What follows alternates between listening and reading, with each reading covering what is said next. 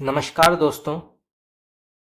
तो आज हिंदी ग्रामर का एक अत्यंत ही महत्वपूर्ण विषय समास। तो समास से जुड़े अव्ययी भाव समास के 100 महत्वपूर्ण शब्दों की चर्चा करेंगे जो ज़्यादातर प्रतियोगी परीक्षाओं में पूछे गए हैं और पूछे जा सकते हैं। तो चलिए शुरू करते हैं। तो सबसे पहला शब्द आता है अंतर्व्यथा। तो अंतर्व्यथा का तात्पर्य है मन के अंदर की व्यथा। इसके बाद आता है अकारण। ये कई बार पूछा गया है तो आप इसको नोट कर सकते हैं। तो अकारण का तात्पर्य है बिना कारण के। इसके बाद आता है अतिवृष्टि। ये भी कई बार पूछा गया है कि अतिवृष्टि किस समास के अंतर्गत आती है। तो इसका सही उत्तर होगा आपका अव्ययी भाव समास। तो अतिवृष्टि का तात्पर्य है वृष्टि की अति। इसके बाद आता है अत्यंत। तो अत्यंत का तात्पर्य है अंत से अधिक। इसके बाद आता है अत्याधुनिक। तो अत्याधुनिक का तात्पर्य है आधुनिक से भी आधुनिक। इसके बाद आता है अत्युत्तम। तो अत्युत्तम का तात्पर्य है उत्तम से अधिक। इसके बाद आता है अध्यात्म। ये भी कई बार पूछा गया है तो आप इसको नोट कर सकते हैं कि अध्यात्म किस समास के अंतर्गत आता है। तो इसका सही उत्तर होगा आपका अव्ययी भाव समास। तो इसका तात्पर्य है आत्मा से संबंधित। इसके बाद आता है अनजाने। तो अनजाने का तात्पर्य है बिना जाने। इसके बाद आता है अनुकरण। तो अनुकरण का तात्पर्य है करण के अनुसार करना। इसके बाद आता है अनुगमन। तो अनुगमन का तात्पर्य है गमन के पीछे गमन। इसके बाद आता है अनुदान। तो अनुदान का तात्पर्य है दान की तरह दान। इसके बाद आता है अनुदिन। तो अनुदिन का तात्पर्य है दिन पर दिन। इसके बाद आता है अनुरूप। तो अनुरूप का तात्पर्य है रूप के योग्य। इसके बाद आता है अनुवंश। तो अनुवंश का तात्पर्य है वंश के अनुकूल। इसके बाद आता है अनुसरण। तो अनुसरण का तात्पर्य है शरण के बाद शरण। इसके बाद आता है अनुसार। ये भी कई बार पूछा गया है कि अनुसार किस समास के अंतर्गत आता है। तो इसका सही उत्तर होगा आपका अव्ययी भाव समास। तो इसका तात्पर्य है जैसा सार है वैसा। इसके बाद आता है अपूर्ण। तो अपूर्ण का तात्पर्य है बिना पूर्ण या अधूरा। इसके बाद आता है अप्रत्यक्ष। ये भी कई बार पूछा गया है तो आप इसको नोट कर सकते हैं। तो अप्रत्यक्ष का तात्पर्य है आंख के पीछे। इसके बाद आता है अभूतपूर्व। तो अभूतपूर्व का तात्पर्य है जो पूर्व में नहीं हुआ। इसके बाद आता है आमरण। तो आमरण का तात्पर्य है मरण तक। इसके बाद आता है आकंठ। तो आकंठ का तात्पर्य है कंठ तक। इसके बाद आता है आजन्म। तो आजन्म का तात्पर्य है जन्म से लेकर। इसके बाद आता है आजानु। तो आजानु का तात्पर्य है जानुओं या घुटनों तक। इसके बाद आता है आजीवन। तो आजीवन का तात्पर्य है जीवन पर्यंत तक। इसके बाद आता है आज्ञानुसार। तो आज्ञानुसार का तात्पर्य है आज्ञा के अनुसार। इसके बाद आता है आपाद मस्तक। तो आपाद मस्तक का तात्पर्य है पाद या पांव से मस्तक तक। इसके बाद आता है आमरण। तो आमरण का तात्पर्य है मरने तक। इसके बाद आता है आरक्षण। तो आरक्षण का तात्पर्य है रक्षित किया हुआ। इसके बाद आता है आसमुद्र। तो आसमुद्र का तात्पर्य है समुद्र तक। इसके बाद आता है आसमुद्र। तो इसका भी तात्पर्य है समुद्र पर्यंत। इसके बाद आता है उपकूल। ये भी कई बार पूछा गया है तो आप इसको नोट कर सकते हैं। तो उपकूल का तात्पर्य है कुल के निकट। इसके बाद आता है एकाएक। तो एकाएक का तात्पर्य है अचानक या अकस्मात। तो दोनों उचित हैं, दोनों में से कोई एक परीक्षा में आ सकता है, तो आप दोनों को नोट कर सकते हैं। इसके बाद आता है कर्मानुसार। तो कर्मानुसार का तात्पर्य है कर्म के अनुसार। इसके बाद आता है कानो कान। ये भी कई बार पूछा गया है तो आप इसको नोट कर सकते हैं कि कानो कान किस समास के अंतर्गत आता है। तो इसका सही उत्तर होगा आपका अव्ययी भाव। तो इसका तात्पर्य है कान ही कान में। इसके बाद आता है कुशलता पूर्वक। तो कुशलता पूर्वक का तात्पर्य है कुशलता के साथ। इसके बाद आता है क्रमानुसार।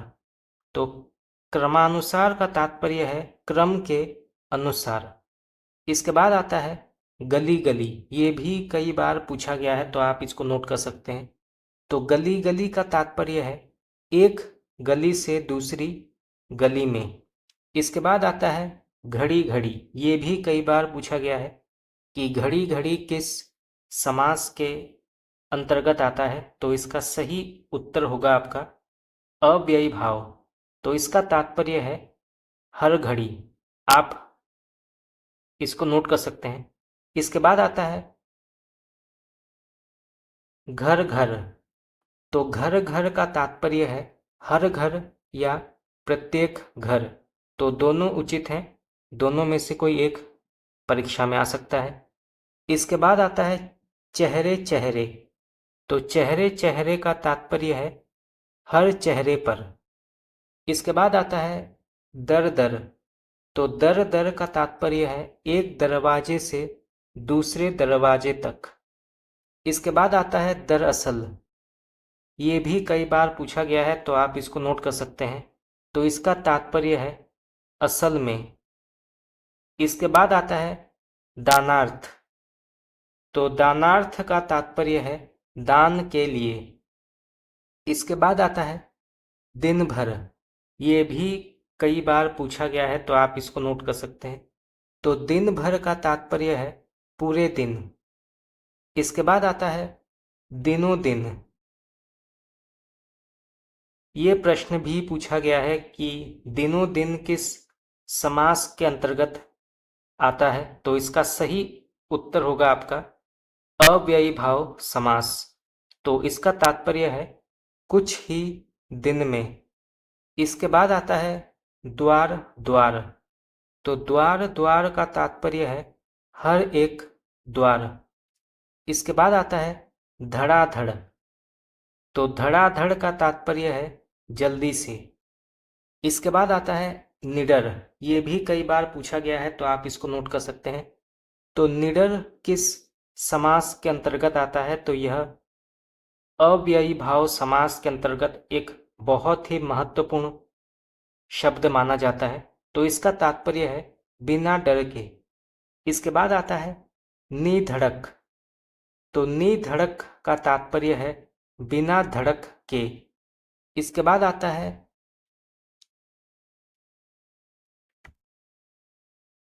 निरंध्र। तो निरंध्र का तात्पर्य है रंध्र से रहित। आप इसको नोट कर सकते हैं, ये परीक्षा में आ सकता है। इसके बाद आता है निरामिष। ये भी कई बार पूछा गया है कि निरामिष किस समास के अंतर्गत आता है, तो इसका सही उत्तर होगा आपका अव्ययी भाव समास। तो इसका तात्पर्य है बिना आमिष या मांस के। इसके बाद आता है निर्विकार। तो निर्विकार का तात्पर्य है बिना विकार के। इसके बाद आता है निर्विरोध। तो निर्विरोध का तात्पर्य है बिना विरोध के। इसके बाद आता है निर्विवाद। तो निर्विवाद का तात्पर्य है बिना विवाद के। इसके बाद आता है निस्संदेह। ये भी कई बार पूछा गया है, तो आप इसको नोट कर सकते हैं। तो निस्संदेह का तात्पर्य है बिना संदेह के। इसके बाद आता है निरंध्र। तो निरंध्र का तात्पर्य है रंध्र रहित। इसके बाद आता है नीरव। तो नीरव का तात्पर्य है रब या ध्वनि रहित। इसके बाद आता है निरोग। ये भी कई बार पूछा गया है, तो आप इसको नोट कर सकते हैं। तो निरोग का तात्पर्य है रोग रहित। इसके बाद आता है पल पल। तो पल पल का तात्पर्य है प्रत्येक पल। इसके बाद आता है प्रतिदिन। ये भी कई बार पूछा गया है, तो आप इसको नोट कर सकते हैं कि प्रतिदिन किस समास के अंतर्गत आता है, तो इसका सही उत्तर होगा आपका अव्ययी भाव समास। तो इसका तात्पर्य है दिन दिन। इसके बाद आता है प्रतिवर्ष। तो प्रतिवर्ष का तात्पर्य है हर वर्ष। इसके बाद आता है प्रतिक्रिया। तो प्रतिक्रिया का तात्पर्य है क्रिया से प्रेरित क्रिया। इसके बाद आता है प्रतिक्षण। तो प्रतिक्षण का तात्पर्य है हर क्षण। इसके बाद आता है प्रतिघात। तो प्रतिघात का तात्पर्य है घात के बदले घात। ये भी कई बार पूछा गया है कि प्रतिघात किस समास के अंतर्गत आता है, तो इसका सही उत्तर होगा आपका अव्ययी भाव। इसके बाद आता है प्रतिदिन। तो प्रतिदिन का तात्पर्य है प्रत्येक दिन। इसके बाद आता है प्रतिध्वनि। तो प्रतिध्वनि का तात्पर्य है ध्वनि की ध्वनि। इसके बाद आता है प्रतिनियुक्ति। तो प्रतिनियुक्ति का तात्पर्य है नियमित नियुक्ति के बदले नियुक्ति। आप इसको नोट कर सकते हैं, ये परीक्षा में आ सकता है। इसके बाद आता है प्रतिपल। तो प्रतिपल का तात्पर्य है प्रत्येक पल या हर पल। तो दोनों सही हैं, दोनों में से कोई एक परीक्षा में आ सकता है, तो आप दोनों को नोट कर सकते हैं। तो प्रतिपल का तात्पर्य है प्रत्येक पल या हर पल। इसके बाद आता है प्रतिबिंब। तो प्रतिबिंब का तात्पर्य है बिंब का बिंब। इसके बाद आता है प्रतिमास। तो प्रतिमास का तात्पर्य है प्रत्येक मास। इसके बाद आता है प्रतिमाह। तो प्रतिमाह का तात्पर्य है प्रत्येक महीना। इसके बाद आता है प्रतिलिपि। ये भी कई बार पूछा गया है, तो आप इसको नोट कर सकते हैं। तो प्रतिलिपि का तात्पर्य है लिपि के समकक्ष लिपि। इसके बाद आता है प्रतिवर्ष। तो प्रतिवर्ष का तात्पर्य है हर वर्ष। इसके बाद आता है प्रतिशत।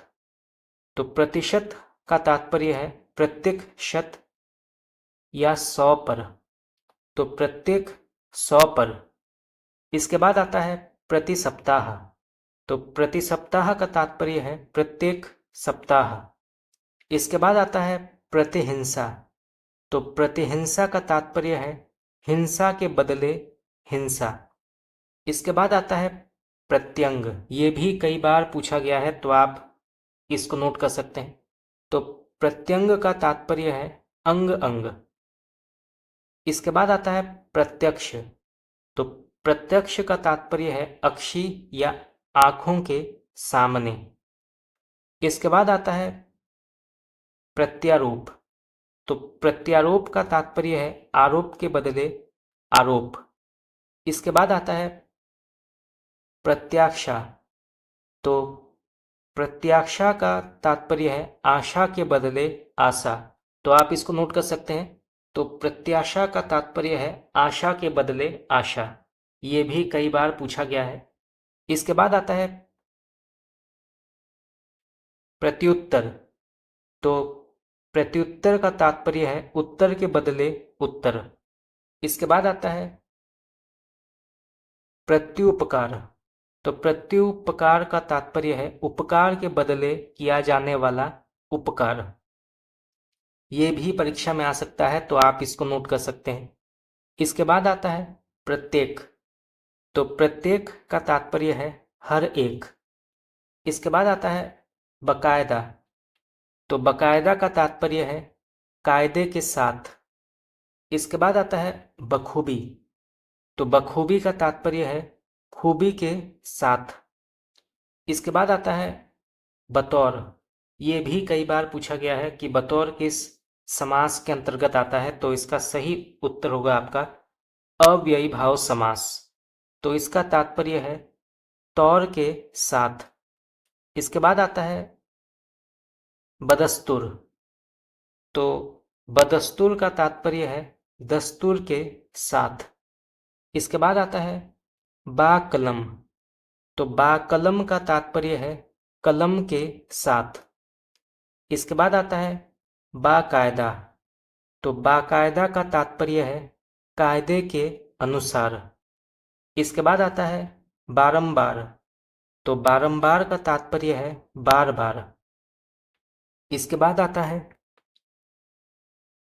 आता है बीचों बीच। ये भी कई बार पूछा गया है कि यह किस समास के अंतर्गत आता है, तो ये अव्ययी भाव समास के अंतर्गत एक बहुत ही महत्वपूर्ण शब्द माना जाता है। तो इसका तात्पर्य है बीच ही बीच में। इसके बाद आता है बे अटके। तो बे अटके का तात्पर्य है बिना अटके। इसके बाद आता है बेअसर। तो बेअसर का तात्पर्य है बिना असर के। इसके बाद आता है बेकाम। तो बेकाम का तात्पर्य है बिना काम के।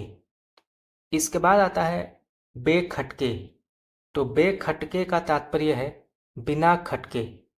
इसके बाद आता है बेचैन। तो बेचैन का तात्पर्य है बिना चैन के। इसके बाद आता है बेधड़क। तो बेधड़क का तात्पर्य है बिना धड़क के।